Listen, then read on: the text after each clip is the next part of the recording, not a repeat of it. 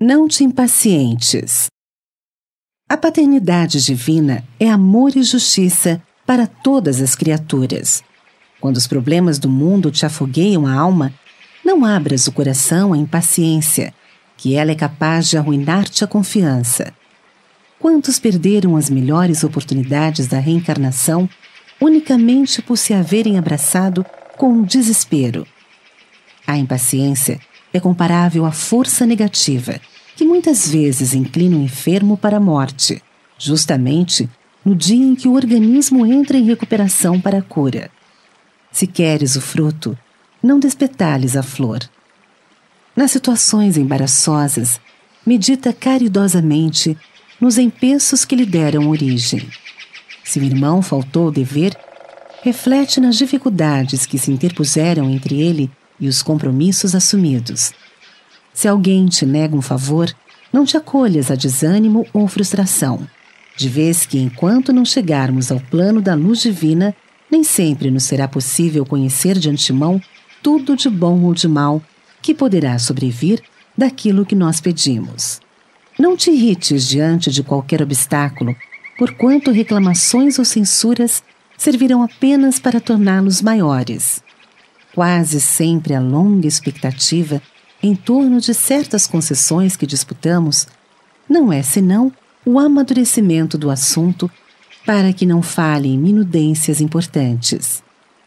Não queremos dizer que será mais justo te acomodares à inércia. Desejamos asseverar que impaciência é precipitação, e precipitação redunda em violência. Para muitos, a serenidade é a preguiça vestida de belas palavras. Os que vivem, porém, acordados para as responsabilidades que lhes são próprias, sabem que paciência é esperança operosa. Recebem obstáculos por ocasiões de trabalho e provações por ensinamentos. Aguarda o melhor da vida, oferecendo à vida o melhor que puderes. O lavrador fiel ao serviço espera a colheita, zelando a plantação. A casa nasce dos alicerces, mas para completar-se, pede atividades e esforços de acabamento. Não te irrites. Quem trabalha pode contar com o tempo. Se a crise sobrevém na obra a que te consagras, pede a Deus não apenas te abençoe a realização em andamento, mas também a força precisa para que saibas compreender e servir, suportar e esperar. Conclusão da vida. Diante dos problemas e obstáculos do cotidiano, convém estabelecer de quando a quando, pelo menos, ligeira pausa para pensar, de maneira a observarmos o rendimento das horas que a vida nos atribui no território do tempo. E se no curso de nossas reflexões ponderarmos no montante das bênçãos que temos recebido, nas vantagens que usufruímos em confronto com as lutas e contratempos que assinalam milhares de irmãos na retaguarda, nos resultados contraproducentes da irritação, no caráter destrutivo de quaisquer manifestações de rebeldia ou azedume, no lado escuro das reclamações, no peso morto das aflições sem proveito, nas calamidades da violência, nos prejuízos do desânimo, nas lições que podemos extrair das provas dignamente atravessadas, na importância da indulgência, nos donativos de calma e bondade que os outros aguardam de nós, a fim de consolidarem a própria segurança, no poder da gentileza para construir a benemerência e o respeito em torno de nossa vida, no alto significado da compreensão e da tolerância que nos decidamos a exercitar a benefício de nós mesmos, e nos testemunhos de amor e cooperação de que somos capazes para contribuir com os mensageiros do Cristo na preservação da paz e do bem sobre a terra. De certo que acima de quaisquer desgostos e insucessos, saberíamos colocar a luz da esperança com o privilégio do trabalho, sem nos afastarmos da paciência hora alguma. Estrela oculta. Quando a tempestade da cólera explode no ambiente, despedindo granizos dilacerantes, vemo-la por antena de amor, isolando-lhes os raios, E se o temporal da revolta encharca os que tombam na estrada sob o visco da lama, ela que surge igualmente por força neutralizante, subtraindo o lodo e aclarando o caminho. Remédio nas feridas profundas que se escondem na alma ante os golpes da injúria, é bálsamo invisível, lenindo toda chaga. Socorro nobre e justo é a luz doce da ausência, ajudando e servindo onde a leviandade arroja fogo e fel. Filha da compaixão, auxilia sem paga, impedindo a extensão da maldade infeliz. Ante a sua presença, a queixa descabida interrompe-se e para, e o verbo contundente empalidece e morre. Onde vibra, amparando todo ódio, contém-se, e o incêndio da impiedade apaga-se de chofre. Acessível a todos, vemo-la em toda parte, onde o homem cultiva a caridade simples, debruçando-se pura à maneira de aroma envolvente e sublime, anulando o veneno em que a treva se nutre. Guardemo-la conosco, onde formos chamados, sempre que o mal reponte, delinquente sombrio, porque essa estrela oculta, ao alcance de todos, é a prece do silêncio em clima de perdão.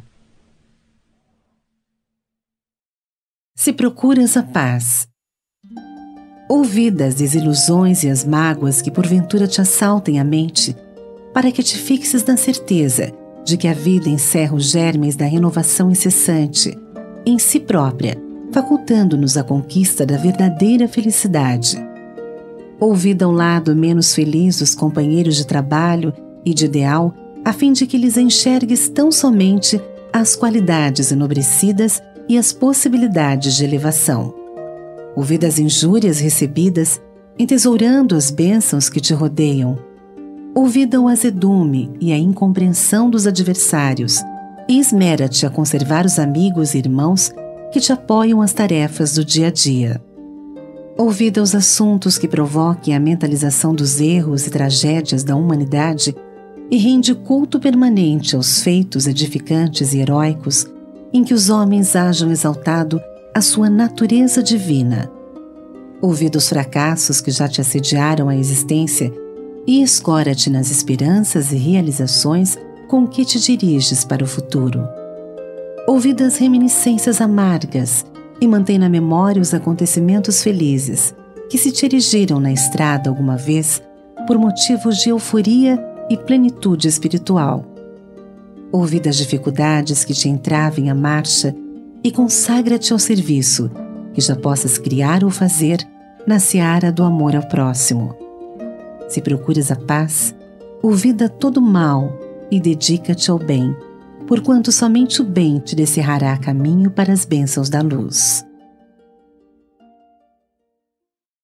Repreensão. A repreensão, sem dúvida, pertence à economia do nosso progresso espiritual. Entretanto, antes de expedi-la com a palavra, convirá sempre ponderar o porquê, o como e o modo através dos quais devemos concretizá-la. O lavrador, para salvar a erva tenra, que amanhã será orgulho do seu pomar, emprega cuidado e carinho para não lhe ferir o embrião, em lhe subtraindo o verme devorador. O artista, para retirar a obra-prima do mármore, não martela o bloco de pedra indiscriminadamente, e sim burila-o, cauteloso, antes de apressar-se. O cirurgião que atende ao enfermo propicia-lhe anestésico e repouso, extraindo-lhe o problema orgânico, sem desafiar-lhes a reação das células vivas, que em desespero poderiam estragar-lhe a atuação. Usemos a repreensão a benefício do progresso de todos, mas sem olvidar as nossas necessidades e deficiências, para que a compaixão fraternal seja óleo de estímulo em nossas frases. Jesus, o grande médico, o excelso educador, sempre fez diferença entre o mal e a vítima. Cura a moléstia sem humilhar aqueles que se faziam hospedeiros dela e reprova o erro sem esquecer o amparo imprescindível aos que se faziam desviados, que ele tratava por doentes da alma. Auxiliemos 99 vezes e repreendamos uma vez, em cada centena de particularidades do nosso trabalho. quem efetivamente auxilia adverte com proveito real. A educação exige piedade, apoio fraterno e constante recapitulação de ensinamentos para que se evidencie no campo da vida. E ainda nesse capítulo, não podemos esquecer a lição do Mestre, quando nos recomenda: deixai crescer juntos o trigo e o joio, porque o divino cultivador fará a justa seleção no dia da ceifa.